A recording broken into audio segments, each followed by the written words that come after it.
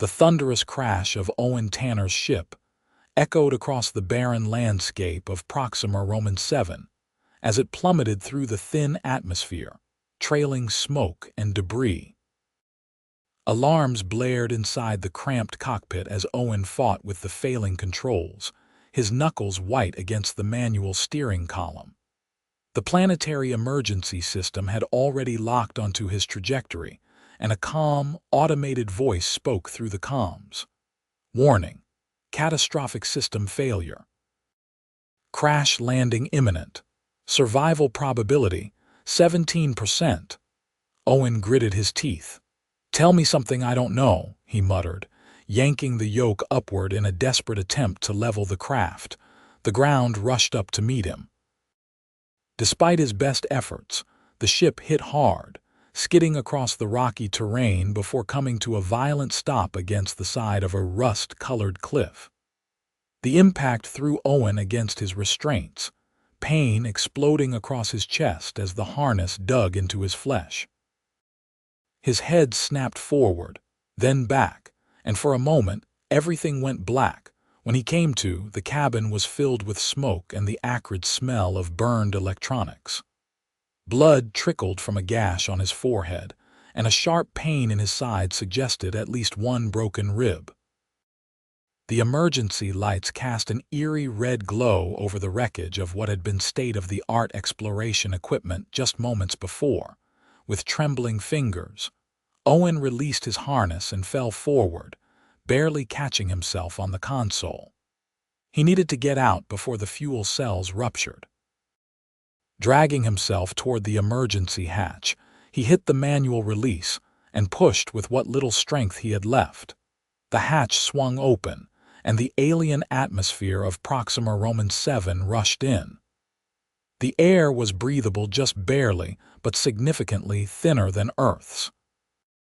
Scientists had classified it as Class III habitable, meaning humans could survive without supplemental oxygen, but would experience reduced stamina and potential altitude sickness symptoms. Owen tumbled out onto the rocky ground, gasping as the pain in his ribs intensified. He crawled a safe distance from the wreckage before collapsing onto his back, staring up at the unfamiliar sky. Two suns hung low on the horizon, one orange, one smaller and pale blue. Night would be falling soon, and with it would come the notorious temperature drop that Proxima VII was known for. His emergency beacon was still functioning, blinking steadily on his wrist. Help would come eventually. The question was whether he could survive until then. As if responding to his thoughts, the comm unit on his wrist crackled to life. "This is Proxima Station responding to emergency beacon Alpha 74. Please identify yourself and your situation." Owen pressed the response button, wincing at the effort. "This is Owen Tanner, research pilot for Exo-Science. My ship crashed approximately," he checked the readings on his wrist unit, 20 kilometers from the station. "I'm injured but mobile. Request immediate extraction." There was a pause, then the voice returned, now tinged with concern. "Pilot Tanner, we're tracking your beacon. Be advised that nightfall will occur in approximately 1 standard hour. Temperature drop will begin immediately after sunset and reach -60 degrees Celsius before dawn." "I'm aware," Owen replied. "How soon can you get a rescue team to my location?" Another pause, longer this time. "I'm sorry, Pilot Tanner. The electromagnetic storm that caused your crash has intensified. All flying vehicles are grounded until morning. Ground transport would take at least 12 hours to reach you in these conditions." Owen's heart sank. "You're telling me I'm on my own until morning?" "I'm afraid so, and—" The voice hesitated. "Given your location and the night conditions, our xenobiologists are concerned. Human survival rates for exposure to Proxima VII night conditions without proper shelter are extremely low." "How low?" Owen demanded. "0 recorded survivors, sir." "I'm sorry." Owen closed his eyes, trying to control his breathing. Panic wouldn't help. Understood. I'll do what I can. Tanner out. He forced himself to sit up, ignoring the stabbing pain in his side. The landscape around him was stark, and alien rust-colored rock formations jutted up from the ground, and sparse vegetation dotted the terrain. In the distance, a mountain range created a jagged line against the darkening sky. His survival training kicked in. First priority, inventory what he had. His emergency pack was still strapped to his leg, standard issue for all pilots. Inside, he found a thermal blanket, water purification tablets, a small medkit, a multi-tool, and emergency rations. Not much, but it was something. Owen applied a self-sealing bandage to the wound on his forehead and swallowed a pain tablet from the medkit. The relief was almost immediate, though he knew it was temporary. His ribs would need proper medical attention. Second priority, shelter. The ship was too damaged to offer protection, and there was a risk of explosion if the fuel cells were compromised. He needed to find natural shelter before nightfall.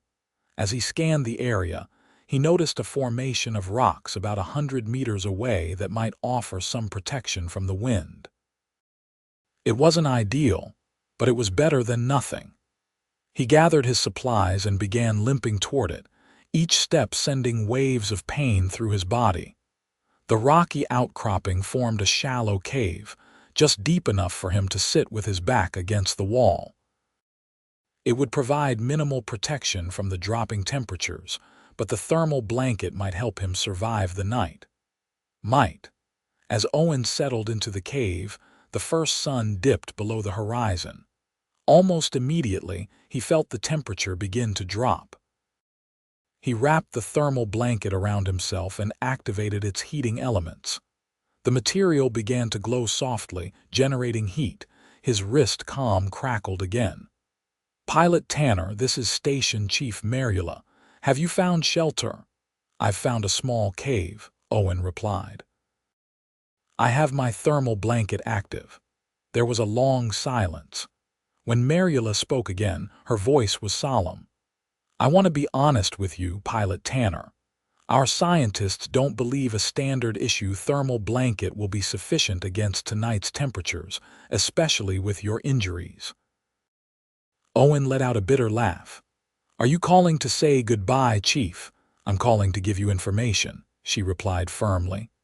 "Our scanners show a small settlement of Proxians approximately 2 kilometers east of your position. They might offer shelter." Owen frowned. The Proxians were the native intelligent species of Proxima VII. Relations between humans and Proxians were tentative at best.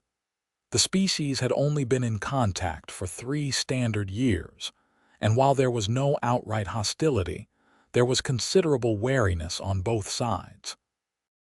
"Do the Proxians know I'm here?" Owen asked.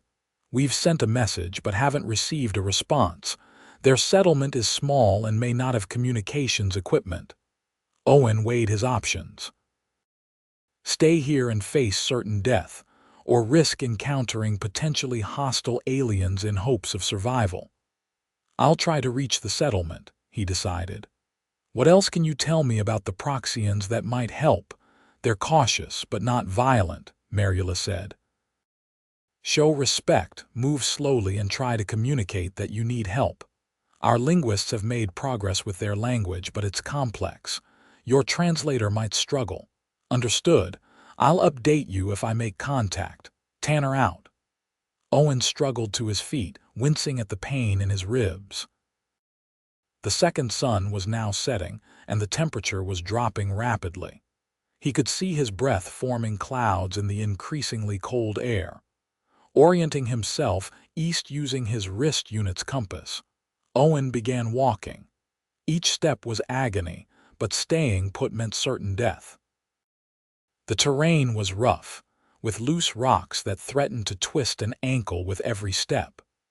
The twin moons of Proxima VII had risen, casting an eerie blue-green light over the landscape.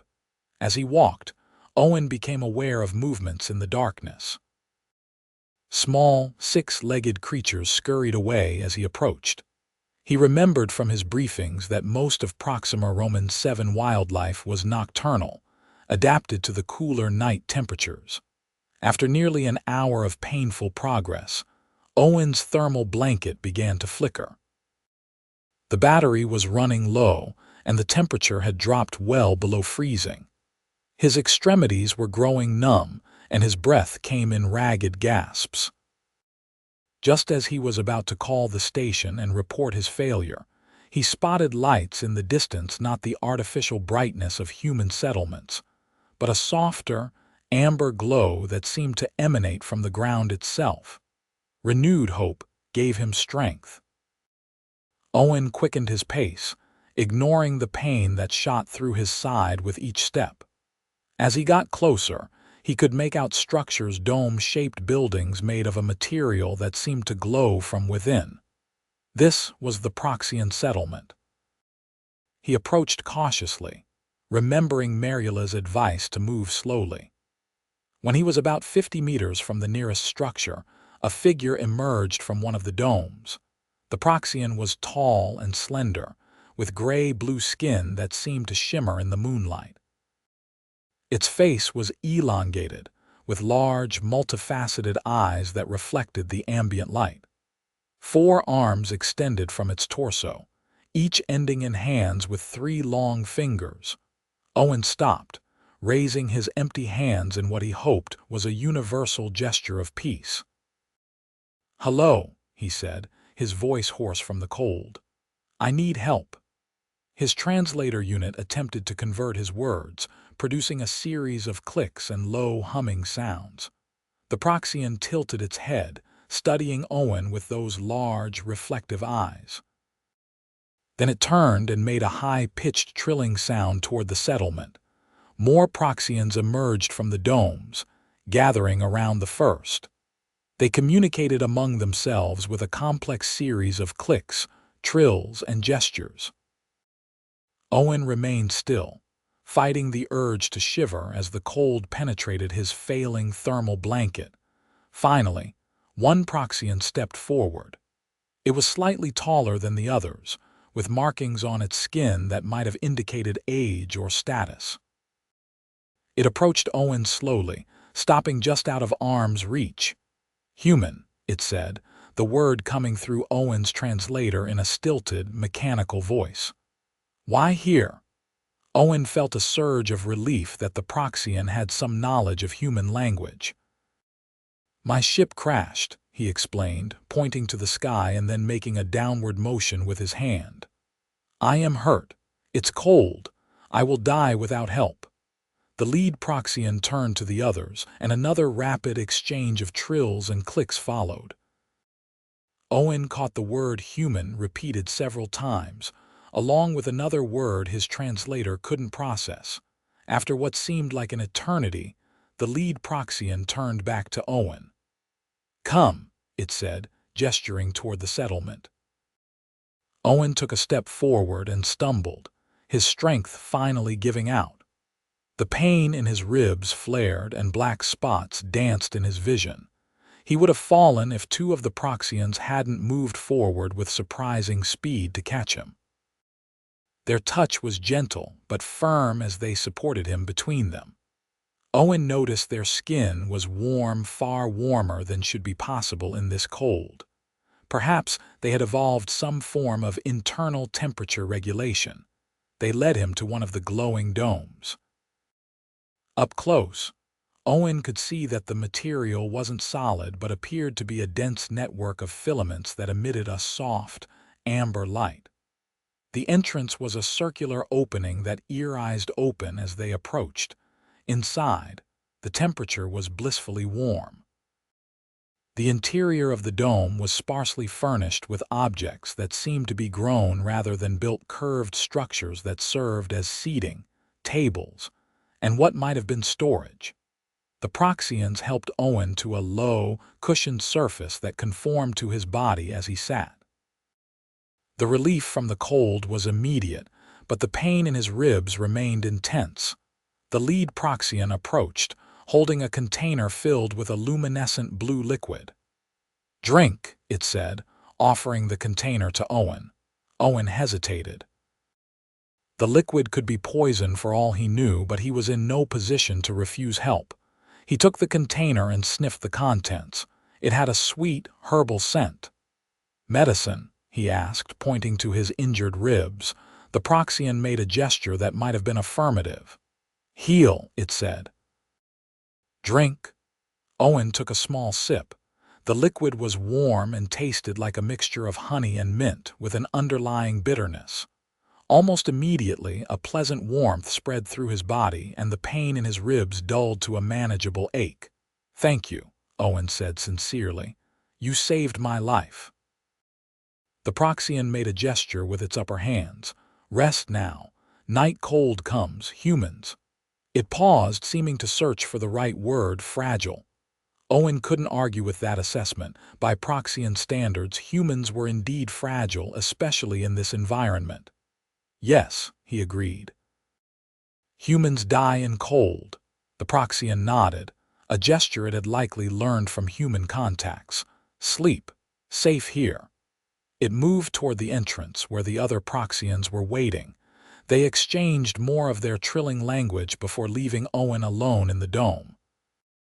Now that he was safe and the pain had subsided, exhaustion overcame Owen. The cushioned surface was surprisingly comfortable, and the ambient warmth of the dome was making him drowsy. He should contact the station, let them know he had found shelter, but his eyelids were growing heavy. Just a few minutes of rest, he told himself, and then he would make the call. He closed his eyes, and within moments, he was asleep. Owen woke to the sound of voices, human voices. He opened his eyes to see Chief Mariela standing over him, her face a mixture of concern and astonishment. "He's awake," she called over her shoulder to someone Owen couldn't see. Then to him. "Pilot Tanner, how do you feel?" Owen blinked, trying to orient himself. He was still in the Proxian dome, lying on the cushioned surface. Sunlight streamed through the filament walls, indicating it was morning. "I'm alive," he said, surprised by the realization. "How did you find me?" Mariela smiled. "The Proxians contacted us at dawn. They said they had a human visitor who was sleeping. We came as soon as the electromagnetic storm cleared." Owen tried to sit up and was shocked to find that the pain in his ribs had diminished significantly. "The Proxians gave me something to drink. It helped with the pain." A man in a medical uniform appeared beside Mariela. "That's what we'd like to talk to you about," he said, holding up a scanner. "May I?" Owen nodded, and the medic ran the scanner over his body, focusing on his torso. The medic's eyebrows rose as he studied the readings. "Remarkable," he murmured. "You had 3 fractured ribs, according to the biometric data from your suit. They're now showing signs of accelerated healing, at least a week's worth of recovery overnight." "The blue liquid," Owen said. "It tasted sweet, but bitter underneath." The medic nodded. "The Proxians call it nefshul. It's a compound derived from a local plant. Our xenobiologists have been trying to study it, but the Proxians have been protective of their medicinal knowledge." "They saved my life," Owen said. "Not just with the medicine, but by taking me in. The station said no human had ever survived a night exposed to Proxima VII temperatures." Mariela nodded. "That's correct. When we lost contact with you last night, we prepared for the worst. The Proxians have no obligation to help humans, and they've been wary of too much interaction." The lead Proxian entered the dome, accompanied by 2 others. It made a gesture toward Owen that seemed to convey satisfaction. "Human lives," it said through the translator. "Good sleep under stars." Owen frowned. "But I slept in here in the dome." The Proxian made a sound that the translator didn't catch, but that Owen interpreted as amusement. It gestured upward. "Dome is stars. See." Owen looked up and noticed for the first time that the filaments forming the dome weren't solid but arranged in patterns that matched the night sky. Each glowing point corresponded to a star visible from Proxima VII. "You sleep under stars," the Proxian repeated. "Inside, outside, same stars." Mariela stepped forward. "Thank you for helping our pilot," she said formally. "We are grateful for your assistance." The Proxian made a complex gesture with all four hands. "Humans say humans die in night cold. Proxians know better. Dome keeps warm, medicine heals, stars watch." Another Proxian stepped forward, holding what appeared to be a data device of human manufacture. It handed the device to Mariela. "This was recovered from your pilot's crash site," the lead Proxian explained. "Important data, yes." Mariela examined the device, her eyes widening. "This is the atmospheric survey data Owen was collecting. It's intact." Owen realized then that his mission hadn't been a complete failure. The data weeks of atmospheric sampling and analysis had survived the crash. "Thank you," he said to the Proxians. "I don't understand why you helped me, but I'm grateful." The lead Proxian studied him for a moment before responding. "Long ago, Proxians fought Proxians. Different groups, different beliefs. Then came Great Cold, worse than now. One group had domes, medicine. Other did not. Those with domes said to others, 'You cannot survive night,' but they were wrong." It paused as if considering its next words carefully. "Strongest survive together, not alone. Humans, Proxians different, but both people. Both need stars, need warmth, need help sometimes." Owen nodded, understanding the profound wisdom in the alien's words. "On Earth, we have a saying, 'No man is an island.' It means we need each other to survive." The Proxian made a gesture that might have been agreement. "Yes, no Proxian is dome, need others, even need humans sometimes." Mariela looked thoughtful. "This could be the beginning of a deeper understanding between our species," she said. "Cultural exchange, medical knowledge sharing." The Proxian tilted its head. "Maybe, step by step. Today, human lives, good first step." The medic finished his examination of Owen. "You're stable enough to travel, but you'll need proper medical attention at the station.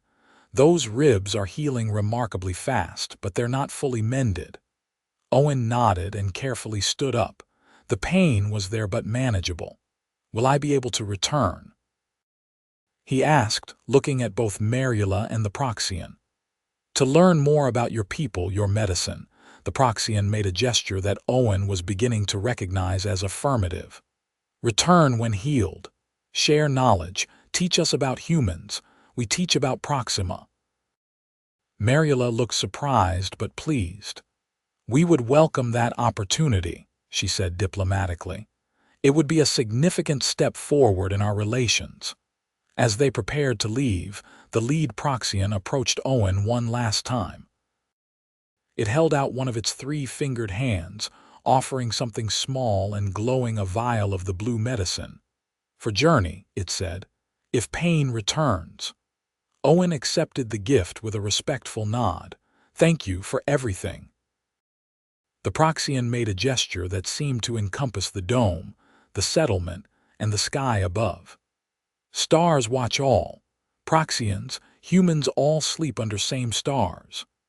As Owen walked out of the dome, supported by the medic, he looked up at the twin suns of Proxima VII rising in the alien sky. Last night, those who knew this world best had told him he could not survive until morning. Yet here he was, walking under the morning suns, forever changed by his night under the stars, both literal, and those recreated in the protective dome of an alien species that had chosen compassion over indifference.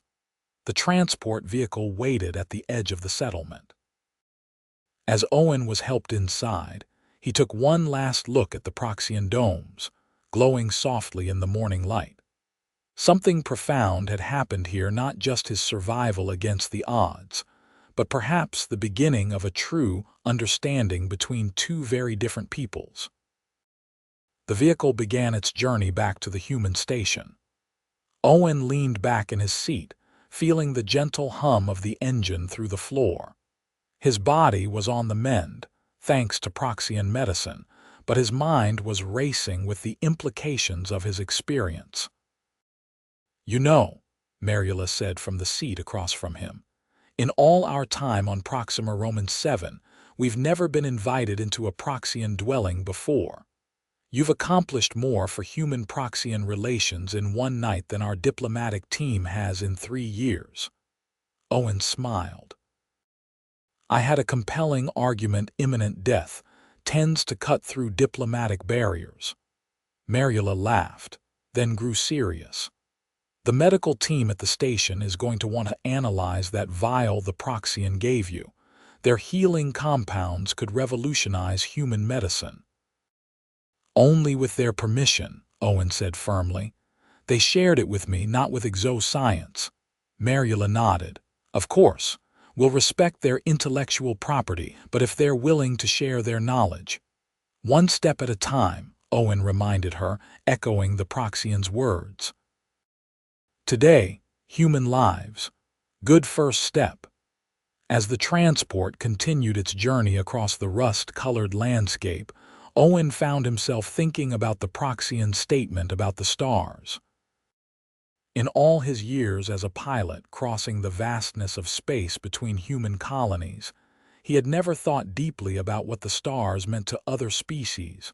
To humans, stars had been navigation points, destinations, challenges to overcome.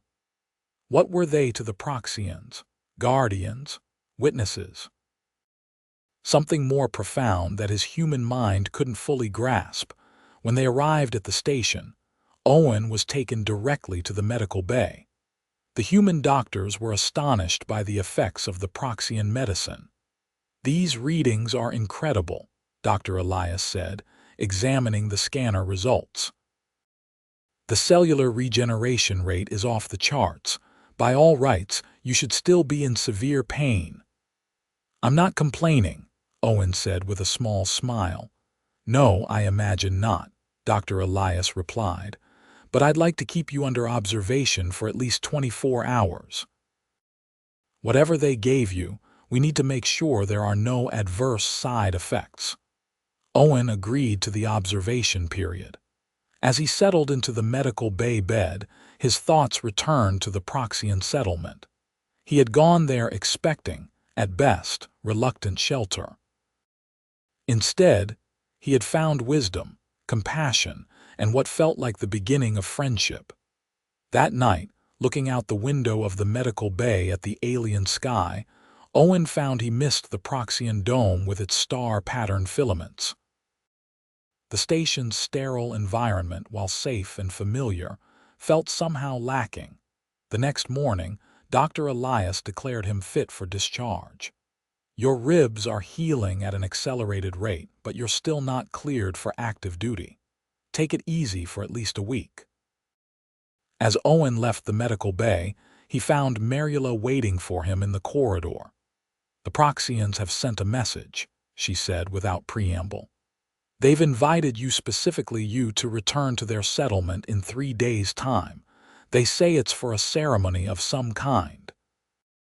Owen raised his eyebrows. "Did they say what kind of ceremony?" Mariula shook her head. "Their communications are still somewhat limited, but this is unprecedented. No human has ever been invited to participate in a Proxian cultural event." Owen thought about it for a moment. "I'll go," he decided, "if the medical team clears me." "I thought you might say that," Mariula said with a smile. "I've already spoken to Dr. Elias. He says as long as you take it easy, you should be fine for a short visit."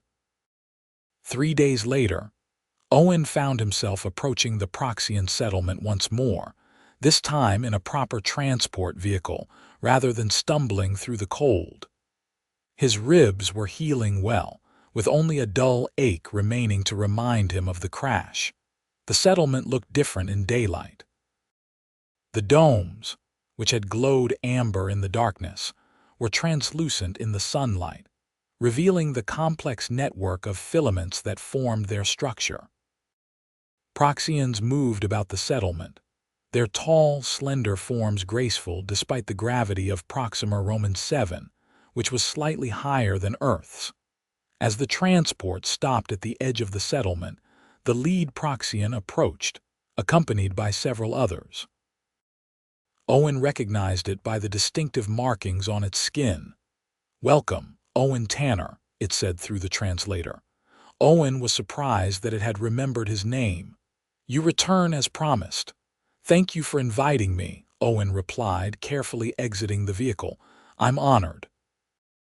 The Proxian made a gesture with its upper hands. "Tonight's special ceremony, Night of 3 Moons, you join." Owen glanced at Mariela, who had accompanied him. 3 moons? I thought Proxima VII had only 2 moons. The Proxian made a sound that the translator didn't catch. 3 moons tonight. Rare. Important. Come. It led them toward the center of the settlement, where other Proxians were gathering around what appeared to be a circle of glowing stones. The stones emitted the same amber light as the domes, but more intensely. "What exactly is the Night of 3 Moons?" Mariela asked as they walked. The Proxian gestured upward. "Third moon comes once every 17 cycles. Small fast. Tonight joins other moons. 3 together, rare alignment, time of." It paused, seeming to search for the right word. "Renewal." Owen looked up at the sky. In the daylight, the moons were barely visible pale shapes against the blue-purple sky. But as evening approached, they would become more prominent. The Proxian led them to a position near the circle of stones. "Wait here. Ceremony begins at sunset." As the Proxian moved away to join the others in what appeared to be preparations, Mariela leaned closer to Owen. "This is extraordinary. Our xenoanthropologists will be beside themselves when they hear about this." Owen nodded, watching the Proxians work. They moved with purpose, arranging objects around the stone circle, and preparing what looked like containers of various liquids and substances. As the first sun began to set, the Proxians gathered around the circle. The lead Proxian gestured for Owen and Mariela to join them. They were positioned at a specific point in the circle, facing eastward where the moons would rise. 3 moons rise, the lead Proxian explained. First big moon, then small moon, then third moon, quick, small, rare. When all 3 in sky together, special moment. Power in 3. The second sun dipped below the horizon, and darkness fell quickly. The temperature began to drop, but not as severely as Owen had experienced during his first night. Perhaps the weather was milder, or perhaps the circle of glowing stones provided some form of heat. The first moon rose large and pale green. The Proxians began a low humming sound that seemed to come from deep within their bodies. The humming rose and fell in a complex pattern that Owen suspected had meaning beyond what his human ears could discern. The second moon appeared smaller and blue-tinged. The humming changed pitch, becoming higher and more intense. The glowing stones began to pulse in rhythm with the humming. "Look," Mariela whispered, pointing to the eastern horizon. A tiny point of light was rising the third moon, so small it was barely visible to the naked eye. Unlike its larger companions, this moon appeared reddish, giving it a fiery appearance against the night sky. As the third moon cleared the horizon, the Proxians' humming reached a crescendo. The lead Proxian stepped into the center of the circle, holding a container of the blue liquid, the same medicine Owen had been given. 3 moons, 3 peoples, it announced, its voice translated through Owen's device. "Proxians of the plains." It gestured to one group of Proxians. "Proxians of the mountains." It gestured to another. "And now, humans of the stars." Owen felt a surge of emotion at being included in what was clearly an important cultural moment. The lead Proxian raised the container toward the 3 moons.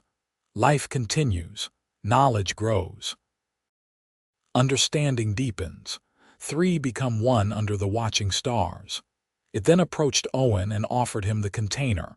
Drink first, human friend, honor of guest. Owen accepted the container, aware of the significance of the moment. He took a small sip of the now familiar blue liquid, feeling the warmth spread through his body. He then passed the container back to the Proxian, who drank next before passing it to representatives of the other Proxian groups.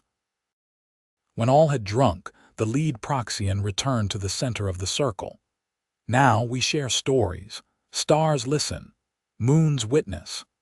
What followed was an extraordinary exchange. The Proxians shared tales of their history, stories of survival, conflict, and eventually unity.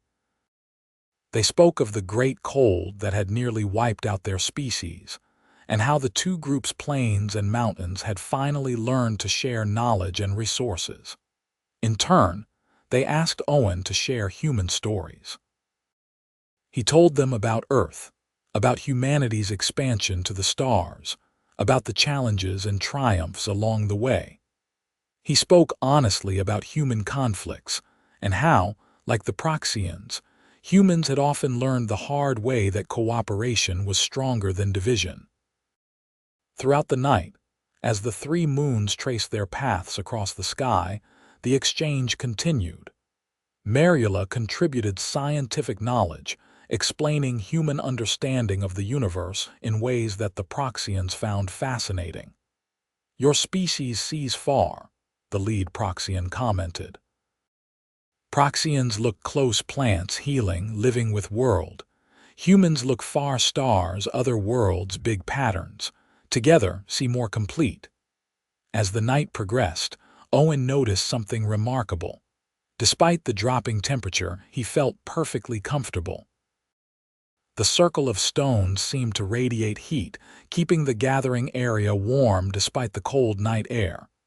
"Your stones?" he asked the lead Proxian during a pause in the stories.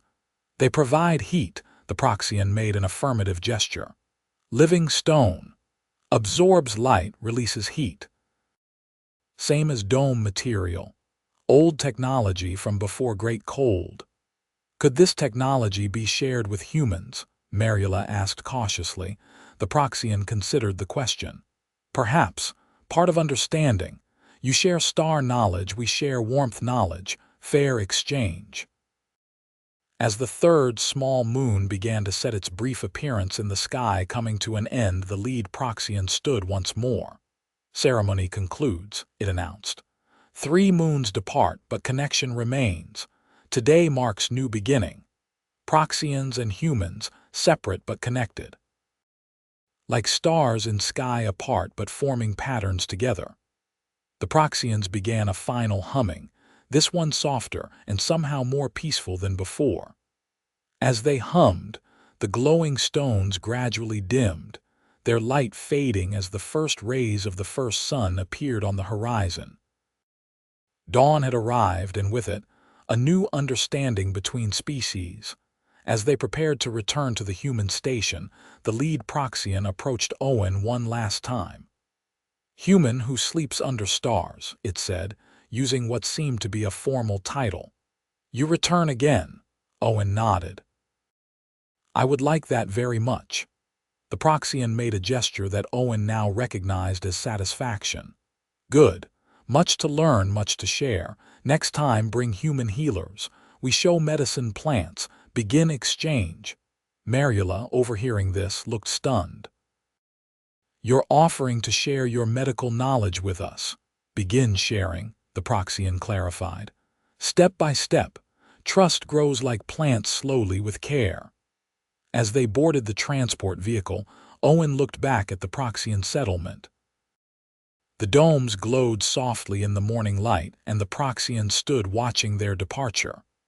"When they told me I couldn't survive the night," Owen said quietly to Mariela, "they were working from incomplete knowledge, just as we were about the Proxians."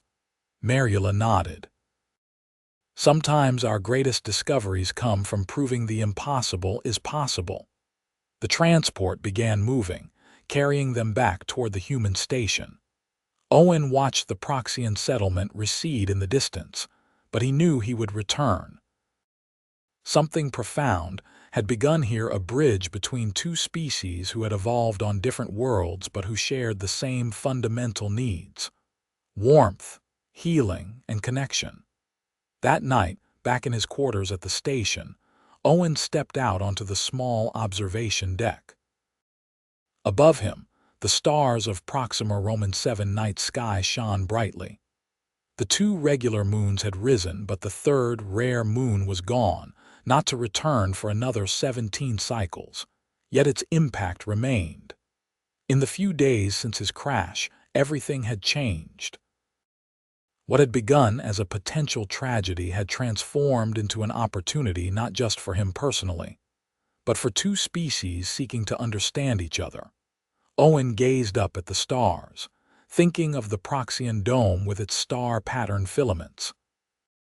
They had created a way to sleep under the stars while being protected from the deadly cold, a beautiful metaphor for how different peoples could maintain their separate identities while still finding common ground. They had told him he could not survive the night, yet he had slept peacefully under the stars. In doing so, he had opened a door that neither humans nor Proxians had been able to unlock before. As he stood there under the alien sky, Owen felt a profound sense of peace. The universe was vast and often dangerous, but it was also filled with possibilities for connection, for understanding, for growth. Sometimes it took facing death to truly appreciate the value of reaching across the divide to another living being, no matter how different they might appear.